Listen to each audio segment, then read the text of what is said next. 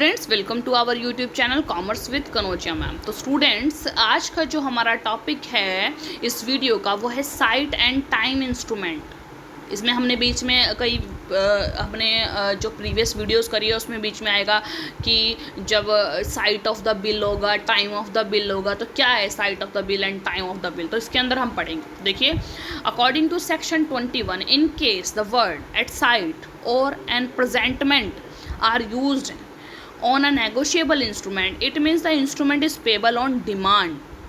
अगर कोई भी नेगोशिएबल इंस्ट्रूमेंट पे ऑन साइट लिखा हुआ हो या ऑन प्रेजेंटमेंट लिखा हुआ हो तो दैट मीन्स साइट मतलब होता है दिखाना, प्रेजेंटमेंट मतलब होता है प्रेजेंट करना। तो जब आप उस नेगोशिएबल इंस्ट्रूमेंट को जाकर प्रेजेंट करेंगे और ऑर्डर करेंगे, मीन्स आपका मन कर रहा है, मतलब आपको चाहिए पैसा, तो आप ऑर्डर पर डिमांड कर सकते हैं उनके ऊपर, तो उनको जाके दिखाओ वो और उनसे पैसा ले लो। ठीक है, ये होता है पेबल ऑन डिमांड।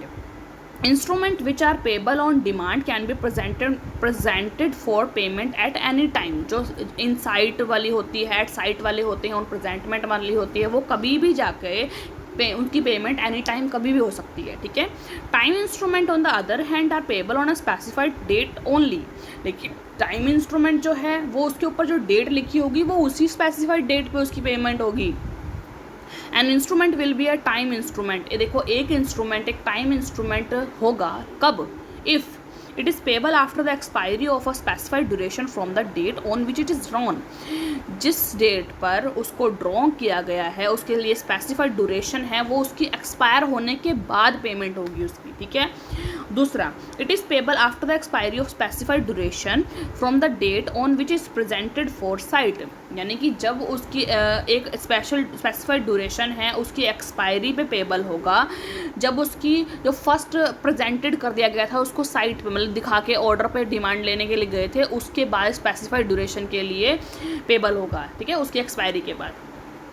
दूसरा, यानी सपोज करो मैं लेके गई हूँ इन साइट पे, भाई मेरे को मैं ये जो आपका नेगोशिएबल इंस्ट्रूमेंट है इसकी पेमेंट चाहिए, लेकिन उन्होंने बोला कि हम ना आपको ये 12 जून को दे सकेंगे। ठीक है, तो वो टाइम स्पेसिफाइड होगा, यानी 12 जून के बाद मैं कभी भी जाऊँगी तो वो मुझे दे देंगे उसकी पेमेंट। ठीक है, तो वो बीच का स्पेसिफाइड टाइम हो गया, वो हो गया। ठीक है, it is payable after the, तीसरा देखिए, it is payable after the expiry of specified duration from the date of occurrence of an event which is sure to अकर।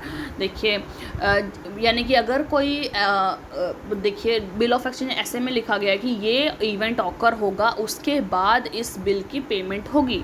ठीक है, तो जब वो बीच में स्पेसिफाइड टाइम वो होगा जिसके एक्सपायरी के बाद जो ऑकरेंस दे रखी थी जिस इवेंट की, वो ऑकर हो गई है, वो हो चुकी है, उसके बाद आप कभी भी मतलब उसकी पेमेंट के लिए जा सकते हैं, तो वो हो गया टाइम इंस्ट्रूमेंट। ठीक है,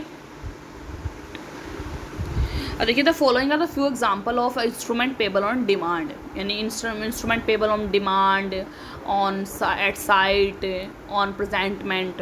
First, as per section 6 and section 19, a check is always payable on demand and cannot be drawn in any other manner except as payable on demand। जो चेक होता है वो पेबल ऑन डिमांड होता है। ठीक है, according to section 21, if the words on demand, at site और presentment are used on any instrument, then such an instrument is payable on demand। अगर उनके ऊपर ये वर्ड्स लिखे होंगे on demand, at site, on presentment, तो वो on demand वाले होंगे। ठीक है, according to section 19, if no date of payment is mentioned on the bill of exchange or promissory note, then such bill of promissory note is payable on demand। अगर कोई date mention नहीं है proper उसके ऊपर, तो वो उसको क्या मानेंगे, ऑन डिमांड मानेंगे, कभी भी जाके उसको दिखा के उससे पेमेंट ले सकते हैं। ठीक है, और अगर डेट मेंशन होगी तो वो टाइम बिल होगा। ठीक है, टाइम इंस्ट्रूमेंट या टाइम बिल होगा। There is also difference between instrument payable after date and those payable after site.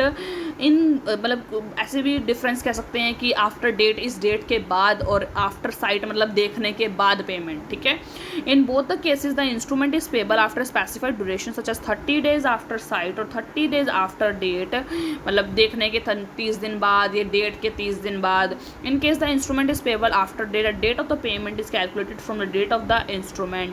अगर आफ्टर डेट है ना तो जो डेट है ना उसको भी काउंट करेंगे उसके अंदर। ठीक है, and in case the instrument is payable after sight, then the due date of the payment is calculated for the date of the instrument presented for the sight. जिस दिन वो साइट के लिए प्रेजेंट किया गया था उसको भी अंदर मान के चलेंगे, ठीक है। तो वो ड्यू डेट कहलाएगी उसकी, ठीक है। तो ये हो गया हमारा कुछ important site and time instrument कि क्या होते हैं साइट एंड टाइम इंस्ट्रूमेंट, ठीक है स्टूडेंट्स। अच्छे से कर लीजिएगा साइट और टाइम इंस्ट्रूमेंट क्या होते हैं।